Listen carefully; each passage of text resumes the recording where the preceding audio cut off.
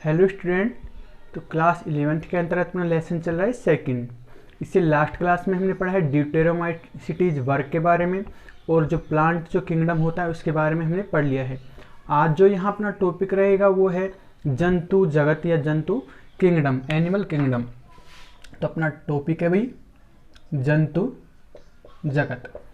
अब हम यहाँ पढ़ेंगे कि भाई जो जंतु जगत के जो अंतर्गत जो जीव रखे गए हैं किस प्रकार के होते हैं, ठीक है, उनमें कौन कौन से समान क्या पाए जाते हैं, लक्षण पाए जाते हैं। तो जो जंतु जगत है इसके अंतर्गत ये कैसे होते हैं, सभी जो जीव होते हैं कैसे होते हैं भाई, यूकैरियोटिक होते हैं। ये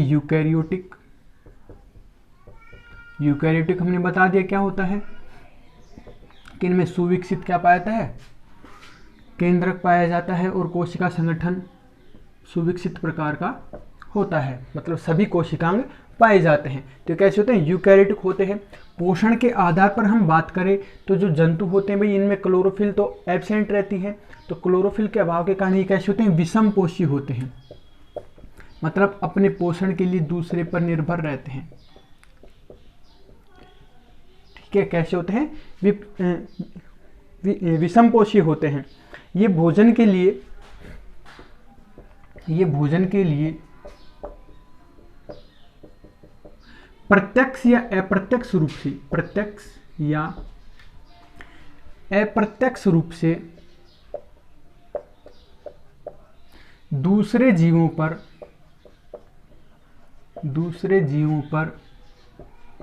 निर्भर रहते हैं।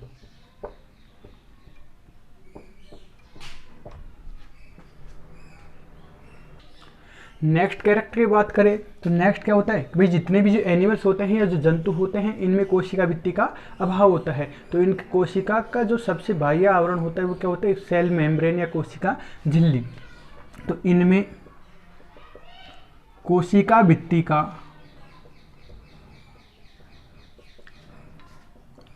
अभाव होता है। इनकी कोशिका में कोशिका भित्ति का अभाव होता है।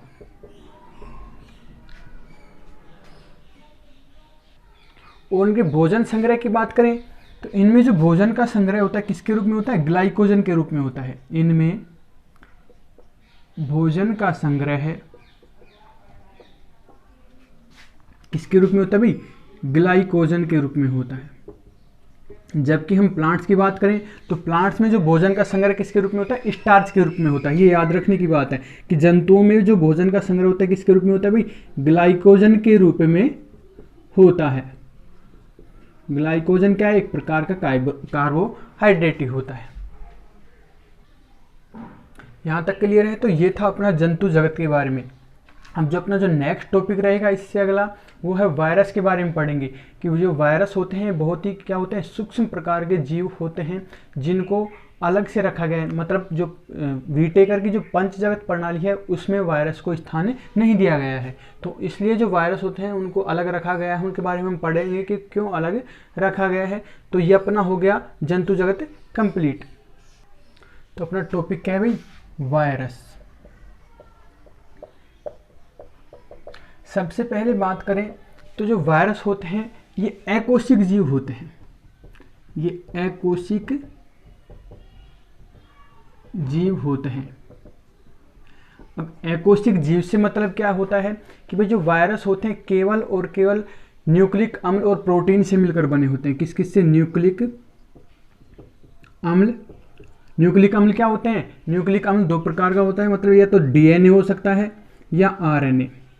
ठीक है, डीएनए की फुल फॉर्म करते हैं डीऑक्सी राइबोज न्यूक्लिक एसिड और इस आरएनए की फुल फॉर्म होती है राइबोज न्यूक्लिक एसिड। तो न्यूक्लिक अम्ल वे प्रोटीन से मिलकर बने होते हैं।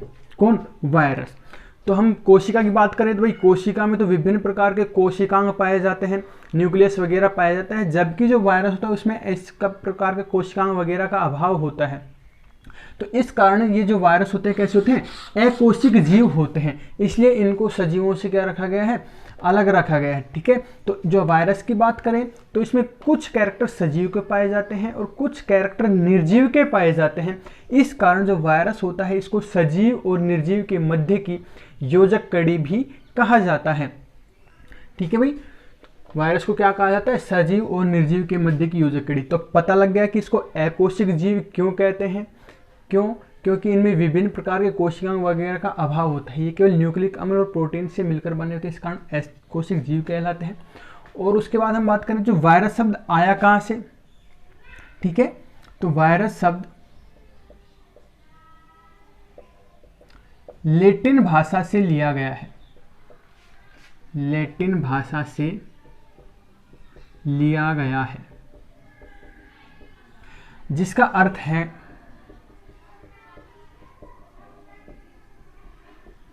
फ्लड टॉक्सिन या तरल आविष, तरल आविष, ठीक है।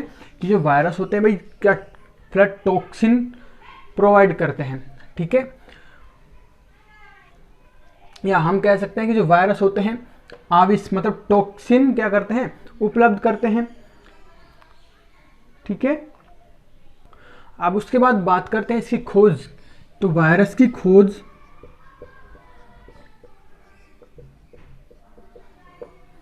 सर्वप्रथम डी इवानोस्की नामक वैज्ञानिक ने की, डी इवानोस्की ने की। कि भाई वायरस की खोज सबसे पहले किसने की, डी इवानोस्की नामक वैज्ञानिक ने की। कहाँ की, तंबाकू के प्लांट में। इन्होंने सर्वप्रथम तंबाकू के पौधों में टीएमवी वायरस की खोज की, ठीक है भाई। कोई पूछे कि जो वायरस की खोज किसने की, सबसे पहले डी इवानोस्की ने। और कौन से वायरस की खोज की, तो टीएमवी वायरस मतलब टोबैको मोजेक वायरस।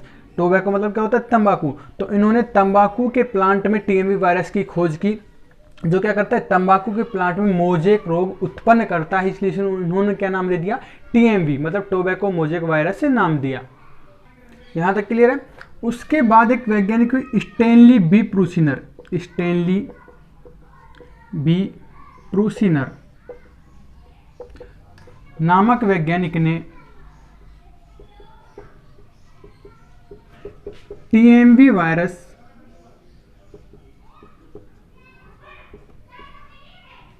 के टीएमवी वायरस को क्रिस्टलीकृत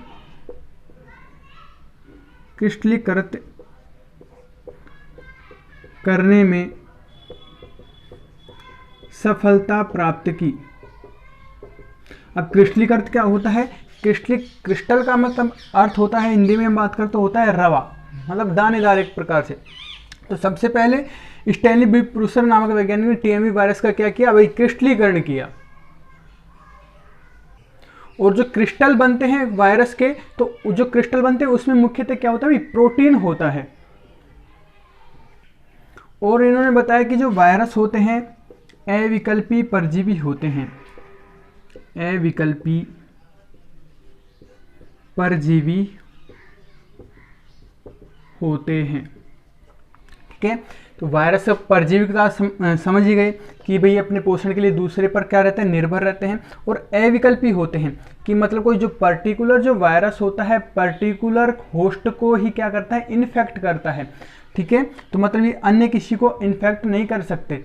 मतलब कि हम बात करें कि जैसे जो टीएमवी वायरस होता है ये केवल प्लांट को ही इन्फेक्ट करता है, ठीक है, ना कि किसी एनिमल्स वगैरह को, ठीक है। इसी प्रकार हम रेबीज वायरस की बात करें, ठीक है, तो वो क्या होता है भाई, कुत्ते वगैरह काटने से होता है, रेबडो वायरस के कारण होता है।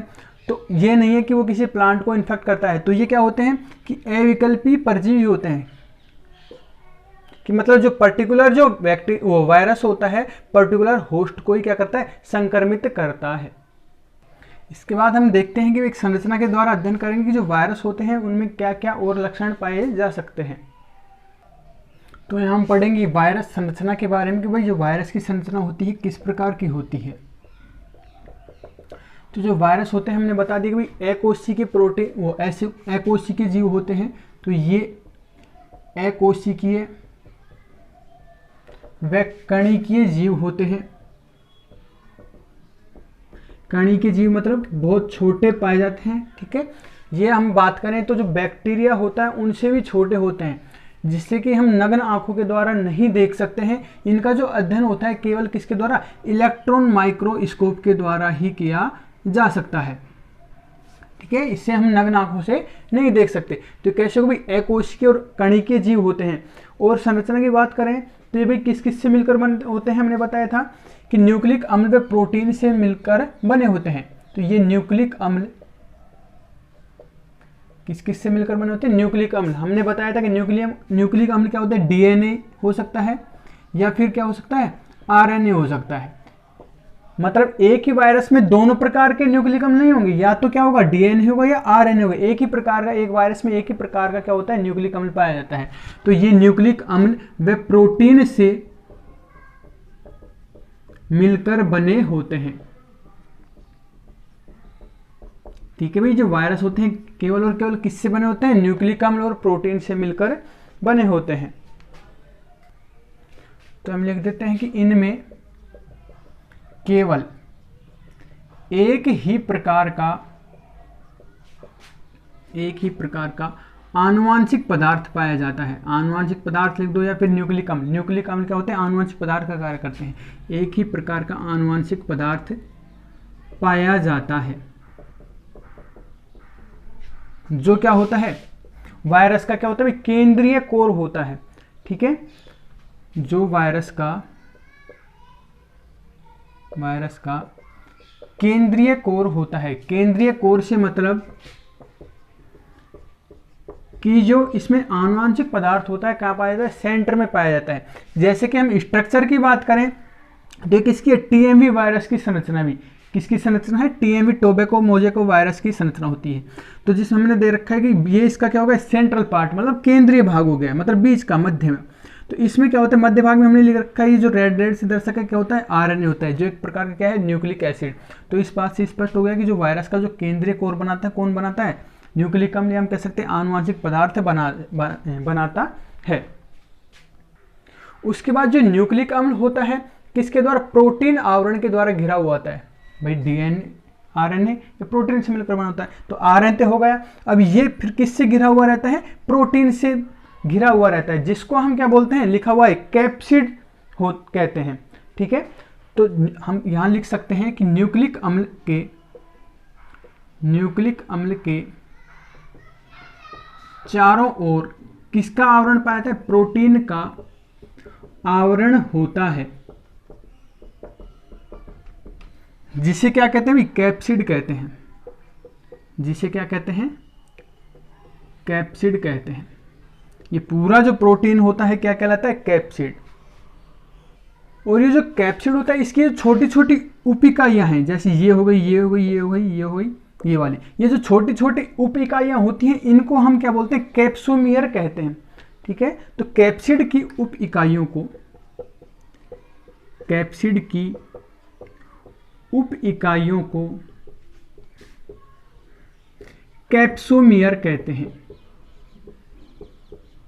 कैप्सोमियर कहते हैं कि भाई ये कंप्लीट प्रोटीन तो क्या कहलाता है, कैप्सिड, और इसकी छोटी छोटी उप इकाइयां होती हैं वो क्या कहलाती हैं, कैप्सोमियर कहलाती हैं। अब उसके बाद हम बात करें तो जो वायरस होते हैं ये भी 3 टाइप के होते हैं। कौन कौन से, एक तो प्लांट वायरस, एक जंतु वायरस और एक होते हैं जीवाणुभोजी। तो कौन कौन से होते हैं, तो भाई पादप वायरस, ठीक है, दूसरे होते हैं जंतु वायरस, तीसरे होते हैं जीवाणुभोजी,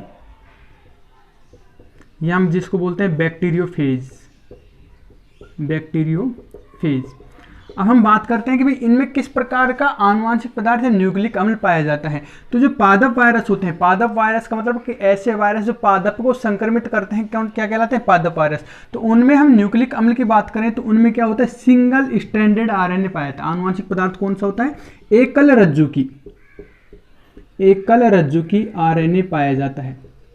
एकल रज्जु की मतलब जैसे क्या है, एक आरएनए है, कैसा होता है, सिंगल स्ट्रैंडेड। ठीक है, तो इस प्रकार का जो आरएनए का होता है एकल रज्जु की होता है। और हम जंतु वायरस की बात करें तो जंतु वायरस, भाई ऐसे वायरस जो क्या करते हैं, जंतुओं को संक्रमित करते हैं, क्या कहलाते हैं, जंतु वायरस। तो इनमें जो आनुवांशिक पदार्थ होता है क्या होता है, द्विरज्जु की, ये डबल स्ट्रैंडेड डीएनए होता है। डबल स्ट्रैंड डीएनए का मतलब कि भाई एक सिंगल स्ट्रैंडेड और ये क्या होगा, डबल स्ट्रैंडेड, इस प्रकार का जो आनुवंशिक पदार्थ होता है द्विरज्जुकी डीएनए कहलाता है। उसके बाद हम बात करें जो बैक्टीरियोफेज। बैक्टीरियोफेज क्या होते हैं कि ये लाभदायक होते हैं कि भाई ऐसे वायरस, ठीक है, जो क्या करते हैं, बैक्टीरिया का भक्षण करते हैं। जीवाणु मतलब भोजी मतलब भक्षण करना, दो शब्दों से मिलकर बना है। बैक्टीरिया का मतलब क्या होता है, जीवाणु, और फेज का मतलब होता है भक्षण करना। ऐसे वायरस जो जीवाणुओं का भक्षण करते हैं या जीवाणुओं को नष्ट करते हैं वो क्या कहलाते हैं, बैक्टीरियोफेज कहलाते हैं। और इनमें जो आनुवंशिक जो पदार्थ पाया जाता है वो भी क्या होता है, द्विरज्जुकी डीएनए होता है। उसके बाद हम बात करें जो वायरस होते हैं अधिकांशतः कैसे होते हैं, हार्मफुल होते हैं, हानिकारक होते हैं। ये क्या करते हैं, विभिन्न प्रकार के रोग उत्पन्न करते हैं। तो इनके द्वारा कौन कौन से रोग होते हैं भाई, मम्प्स रोग, इसके अलावा और हम बात करें चेचक जिसको हम बोलते हैं छोटी माता, ठीक है, रोग होता है।